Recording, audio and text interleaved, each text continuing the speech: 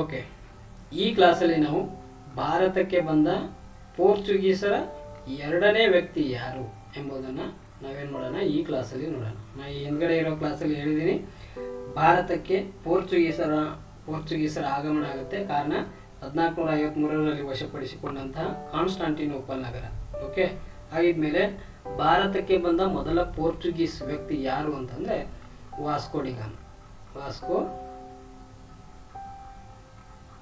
Vasco D ಗಾಮ. ನಾನು Vasco D ಗಾಮನ ಬಗ್ಗೆ ಈ ಹಿಂದಿನ ಕ್ಲಾಸಲ್ಲಿ ಕಂಪ್ಲೀಟಾಗಿ ಎಕ್ಸ್ಪ್ಲೇನ್ ಮಾಡಿದ್ದೀನಿ. ಅದರ ಮುಂದುವರೆದ ಭಾಗ ಯಾವುದು ಅಂತಂದರೆ, ಭಾರತ ದೇಶಕ್ಕೆ ಬಂದ ಎರಡನೇ ಪೋರ್ಚುಗೀಸ್ ವ್ಯಕ್ತಿ ಯಾರಪ್ಪ ಅಂತಂದರೆ ಪೆಡ್ರೋ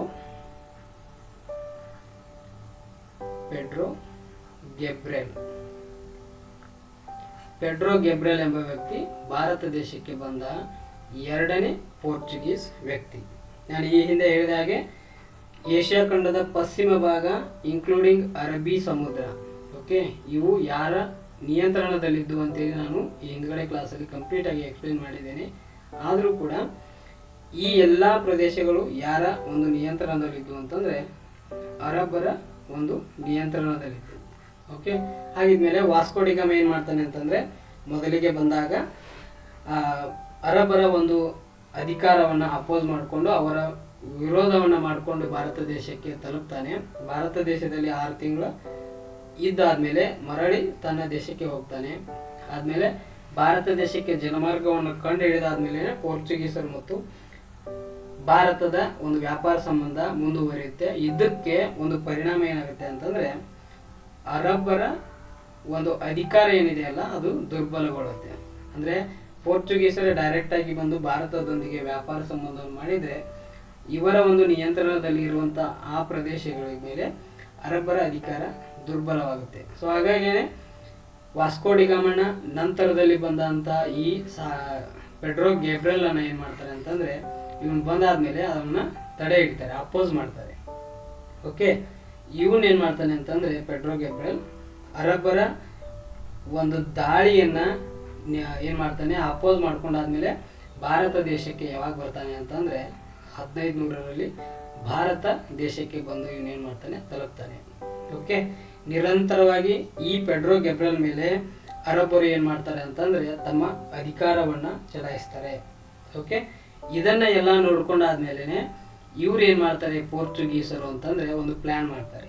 ಏನು ಪ್ಲ್ಯಾನಪ್ಪ ಅಂತಂದರೆ, ಪ್ರತಿಯೊಬ್ಬರು ಅಂದರೆ ಪೋರ್ಚುಗೀಸರ ವ್ಯಾಪಾರವನ್ನು ನೋಡ್ಕೊಳಕ್ಕೆ ಬಂದಂಥ ಪ್ರಮುಖ ವ್ಯಕ್ತಿಗಳು ಪ್ರತಿಯೊಬ್ಬರು ಬಂದು ಕೂಡ ಈ ಅರಬ್ಬರ ಮೇಲೆ ದಾಳಿ ಮಾಡುವುದನ್ನು ತಪ್ಪಿಸುವ ಸಲುವಾಗಿ ಪ್ರತಿ 3 ವರ್ಷಕ್ಕೆ ಒಂದು ಅಧಿಕಾರವನ್ನು ಕೊಟ್ಟು ಭಾರತಕ್ಕೆ ಯಾರನ್ನ ನೇಮಕ ಮಾಡೋಣ ಅಂತಂದರೆ ವೈಸರಾಯರನ್ನ ಏನು ಮಾಡೋಣ, ನಾವು ನೇಮಕ ಮಾಡೋಣ. ವೈಸರಾಯರನ್ನ ಏನು ಮಾಡೋಣ ಅಂತಂದರೆ ಪ್ರತಿ 3 ವರ್ಷಕ್ಕೆ ತಮ್ಮ ಅಧಿಕಾರಾವಧಿಯನ್ನು ಕೊಟ್ಟು ಭಾರತಕ್ಕೆ ವೈಸರಾಯರನ್ನ ನೇಮಕ ಮಾಡೋಣ. ಈ ವೈಸರಾಯರ ಒಂದು ಮುಂದಾಳತ್ವದಲ್ಲಿ ಭಾರತದಲ್ಲಿ ಏನು ಮಾಡೋಣ ಅಂತಂದರೆ ವ್ಯಾಪಾರವನ್ನು ಮಾಡೋಣ ಅಂತ ಹೇಳಿ ಏನು ಮಾಡ್ತಾರೆ ಅಂತಂದರೆ ಈ ವೈಸರಾಯರನ್ನ ನೇಮಕ ಮಾಡುವ ಒಂದು ಪದ್ಧತಿಯನ್ನು ಜಾರಿಗೆ ತರ್ತಾರೆ.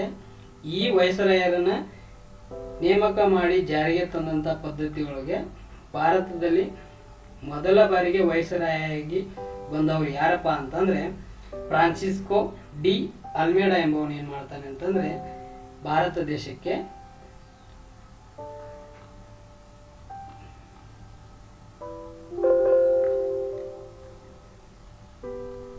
ಫ್ರಾನ್ಸಿಸ್ಕೋ ಡಿ ಅಲ್ಮೇಡಾ ಎಂಬ ವ್ಯಕ್ತಿ ಏನು ಮಾಡ್ತಾನೆ ಅಂತಂದರೆ ಭಾರತಕ್ಕೆ ಮೊದಲ ಬಾರಿಗೆ ವೈಸರಾಯವಾಗಿ ಬಂದವನು. ಯಾವಾಗಪ್ಪ ಅಂತಂದರೆ 1505ರಿಂದ 1509ರವರೆಗೂ ಇವನೇನು ಮಾಡ್ತಾನೆ ಅಂತಂದರೆ ತನ್ನ ಅಧಿಕಾರಾವಧಿಯನ್ನು ವಿಸ್ತರಿಸ್ಕೊತಾನೆ.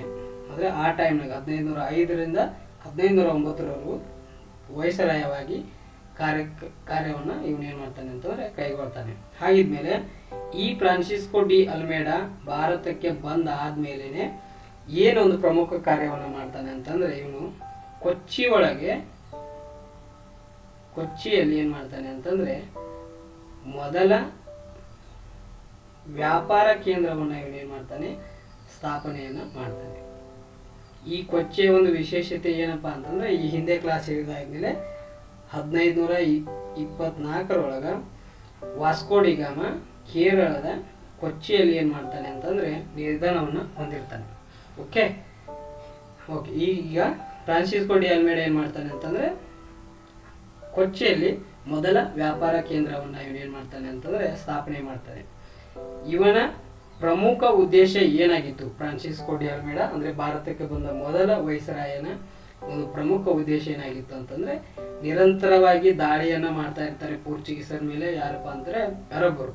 ಇವರನ್ನ ನಿಯಂತ್ರಿಸಬೇಕು ಮತ್ತು ಭಾರತದಲ್ಲಿ ಪೋರ್ಚುಗೀಸರ ಅಧಿಕಾರವನ್ನ ಸ್ಥಾಪಿಸಬೇಕು, ಆಮೇಲೆ ತಮ್ಮ ಅಧಿಕಾರವನ್ನ ಪ್ರಾಬಲ್ಯ ಮಾಡ್ಕೊಳ್ಬೇಕು ಅನ್ನೋದು ಆ ಟೈಮ್ನೊಳಗೆ ಏನಾಗುತ್ತೆ ಅಂತಂದ್ರೆ ಪೋರ್ಚುಗೀಸರ ಒಂದು ಪ್ರಮುಖ ಗುರಿ ಆಗುತ್ತೆ. ಸೊ ಇದರ ಅನ್ವಯ ಅವ್ರು ಏನ್ ಮಾಡ್ತಾರೆ ಅಂತಂದ್ರೆ, ಭಾರತದಲ್ಲಿ ಇರುವಂತ ರಾಜರುಗಳ ಒಂದು ಅವಶ್ಯಕತೆ ಇವ್ರಿಗೆ ಬೀಳುತ್ತೆ. ಅಂದ್ರೆ ಅವ್ರಿಗೆ ಸಪೋರ್ಟ್ ಮಾಡೋ ಸಲುವಾಗಿ ಭಾರತದ ರಾಜರುಗಳ ಏನ್ ಮಾಡ್ತಾರೆ ಅಂತಂದ್ರೆ ಒಂದು ಹೆಲ್ಪ್ ಅನ್ನ ಕೇಳ್ತಾರೆ. ಇದೇ ಸಮಯದಲ್ಲಿ ಅಂದ್ರೆ ಈ 15ನೇ ಶತಮಾನದಲ್ಲೇನೆ ಇದೇ ಸಮಯದಲ್ಲಿ ವಿಜಯನಗರ ಸಾಮ್ರಾಜ್ಯದ ದೊರೆಗಳಿಗೆ ಏನಾಗುತ್ತೆ ಅಂತಂದ್ರೆ ತಮ್ಮ ಸಾಮ್ರಾಜ್ಯವನ್ನ ಭದ್ರಪಡಿಸುವ ಸಲುವಾಗಿ ಅವರಿಗೆ ಏನಾಗುತ್ತೆ ಅಂತಂದ್ರೆ ಯುದ್ಧ ಸಲಕರಣೆಗಳು ಏನಾಗುತ್ತೆ ಅವಶ್ಯಕತೆ ಬೀಳ್ತವೆ. ಸೊ ಅದರ ಒಂದು ಅವರ ಅವಶ್ಯಕತೆ ಮತ್ತೆ ಇವರ ಬೆಂಬಲ ಸಲುವಾಗಿ ಪೋರ್ಚುಗೀಸರು ಏನ್ ಮಾಡ್ತಾರೆ ಅಂತಂದ್ರೆ ಒಂದು ಉಪಾಯವನ್ನ ಹುಡುಕೋತಾರೆ. ಏನಪ್ಪಾ ಅಂತಂದ್ರೆ ಕೃಷ್ಣ ದೇವರಾಯ ಅಂದ್ರೆ ಈ ಸಮಯದಲ್ಲಿ ವಿಜಯನಗರ ಸಾಮ್ರಾಜ್ಯವನ್ನ ಆಡಳಿತ ಮಾಡ್ತಾ ಇರುವಂತ ದೊರೆ ಯಾರಪ್ಪ ಅಂತಂದ್ರೆ ಶ್ರೀಕೃಷ್ಣ ದೇವರಾಯ.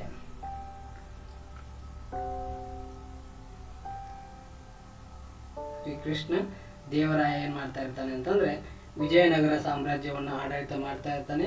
ಇವರಿಗೆ ಏನ್ ಬೇಕಾಗಿರ್ತವೆ ಅಂತಂದ್ರೆ ತಮ್ಮ ಸಾಮ್ರಾಜ್ಯದ ಭದ್ರತೆಗಾಗಿ ಯುದ್ಧ ಸಲಕರಣೆಗಳು ಏನಾಗ್ತವೆ ಅಂತಂದ್ರೆ ಬೇಕಾಗಿರ್ತವೆ. ಯುದ್ಧ ಸಲಕರಣೆಗಳು ಬೇಕಾಗಿರ್ತವೆ. ಇದನ್ನ ಒಂದು ಅರಿತುಕೊಂಡಂತಹ ಪೋರ್ಚುಗೀಸರು ಏನ್ ಮಾಡ್ತಾರೆ ಅಂತಂದ್ರೆ ಶ್ರೀಕೃಷ್ಣ ದೇವರಾಯನಿಗೆ ತನ್ನ ಅವಶ್ಯಕತೆಗಳನ್ನು ಈಡೇರಿಸ್ತೀವಿ, ನಮಗೆ ನಿಮ್ಮ ಬೆಂಬಲ ಬೇಕು ಅಂತ ಹೇಳಿ ಏನ್ ಮಾಡ್ತಾರೆ ಅಂದ್ರೆ ಪರಸ್ಪರ ಮಾತುಕತೆಯನ್ನ ಬೆಳೆಸ್ಕೋತಾರೆ. ಮತ್ತೆ ಈ ಅರಬ್ಬಿ ಸಮುದ್ರದ ಸಂಪೂರ್ಣ ನಿಯಂತ್ರಣ ಇರುವಂತಹ ಅರಬ್ಬರ ಒಂದು ನಿಯಂತ್ರಣವನ್ನು ಸಾಧುವ ಸಲುವಾಗಿ ಏನ್ ಮಾಡ್ತಾರೆ ಅಂತಂದ್ರೆ ಫ್ರಾನ್ಸಿಸ್ಕೋ ಡಿ ಅಲ್ಮೇಡ ಬ್ಲೂ ವಾಟರ್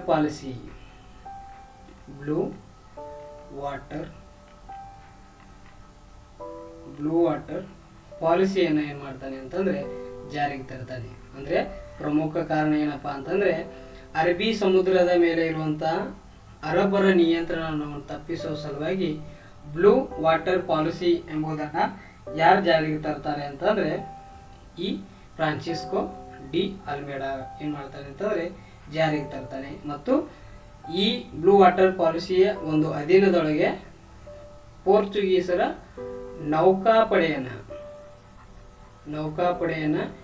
ಏನ್ ಮಾಡ್ತಾರೆ ಅಂತಂದ್ರೆ ಬಲಿಷ್ಠಗೊಳಿಸ್ಕೋತಾರೆ. ಸೊ ಇಷ್ಟು ಫ್ರಾನ್ಸಿಸ್ಕೋ ಡಿ ಅಲ್ಮೇಡ ಏನ್ ಮಾಡ್ತಾನೆ ಅಂತಂದ್ರೆ ಭಾರತಕ್ಕೆ ಬಂದ ಮೊದಲ ವೈಸರಾಯ ಪ್ರಮುಖವಾದಂತಹ ಬದಲಾವಣೆಯನ್ನ ತಗೊಂಡ್ ಬರ್ತಾನೆ. ಏನು ಇವನು ಮಾಡಿದಂತ ಪ್ರಮುಖ ಕೆಲಸಗಳಂತಂದ್ರೆ ಭಾರತದಲ್ಲಿ ಕೊಚ್ಚಿಯಲ್ಲಿ ಏನ್ ಮಾಡ್ತಾನೆ ವ್ಯಾಪಾರ ಕೇಂದ್ರವನ್ನ ಸ್ಥಾಪನೆ ಮಾಡ್ತಾನೆ. ಮತ್ತೆ ಪೋರ್ಚುಗೀಸರ ಒಂದು ಅಧಿಕಾರ ವಿಸ್ತರಣೆ ಮಾಡುವ ಸಲುವಾಗಿ ಭಾರತದ ರಾಜರಾದಂತಹ ಶ್ರೀಕೃಷ್ಣ ದೇವರಾಯನ ಬೆಂಬಲವನ್ನ ಅಥವಾ ಒಂದು ಸಹಾಯವನ್ನ ಪಡಿತಾನೆ. ಅದರ ಪರ್ಯಾಯವಾಗಿ ಏನ್ ಮಾಡ್ತಾನೆ ಅಂತಂದ್ರೆ ಅವರಿಗೆ ಯುದ್ಧ ಸಲಕರಣೆಗಳನ್ನ ಒದಗಿಸ್ತೀನಿ ಅಂತೇಳಿ ಮಾತನ್ನ ಕೊಡ್ತಾನೆ. ಆಮೇಲೆ ಬ್ಲೂ ವಾಟರ್ ಪಾಲಿಸಿಯನ್ನ ಜಾರಿಗೆ ತರ್ತಾನೆ. ಅದರ ಅನ್ವಯ ಏನ್ ಮಾಡ್ತಾನೆ ಅಂತಂದ್ರೆ ಅವರ ಫ್ರಾನ್ಸಿಸ್ಕೋ ಡಿ ಅಲ್ಮೇಡ ಏನ್ ಮಾಡ್ತಾನೆ ಅಂದ್ರೆ ನೌಕಾಪಡೆಯನ್ನ ಏನ್ ಮಾಡ್ತಾನೆ ಅಂತಂದ್ರೆ ಬಲಿಷ್ಠಗೊಳಿಸ್ಕೊತಾನೆ. ಕಾರಣ ಅರಬ್ಬರ ಒಂದು ನಿಯಂತ್ರಣವನ್ನ ಮಾಡುವ ಸಲುವಾಗಿ. ಓಕೆ, ಇನ್ನು ಭಾರತಕ್ಕೆ ಬಂದ ಎರಡನೇ ವೈಸರಾಯ ಯಾರಪ್ಪ ಅಂತಂದ್ರೆ ಅಲ್ಫಾನ್ಸೋ ಡಿ ಅಲ್ಬುಕರ್ಕ.